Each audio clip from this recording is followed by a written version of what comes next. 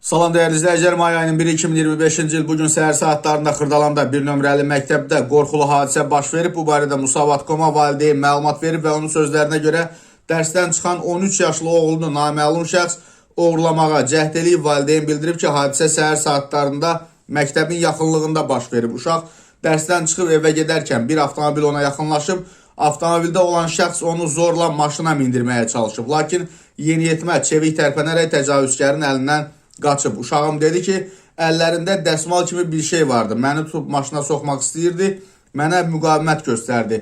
Təpik vurub qaçıb deyə ana bildirib. O da qeyd edib ki, və oğlunun qolunda və əlində təzyiq izləri var. Valideyn hadisə barədə dərhal polisə məlumat verdiyini qeyd edib. Xatırladaq ki, son günlər sosial şəbəkələrdə bu kimi məlumatlar yayılır və Daxili İşlər Nazirliyinin mətbuat xidmətinin əməkdaşı Elbrus İbrahimov isə bildirib ki, uşaq oğurluğu ilə bağlı sosial şəbəkələrdə yayılan iddialar əsassızdır.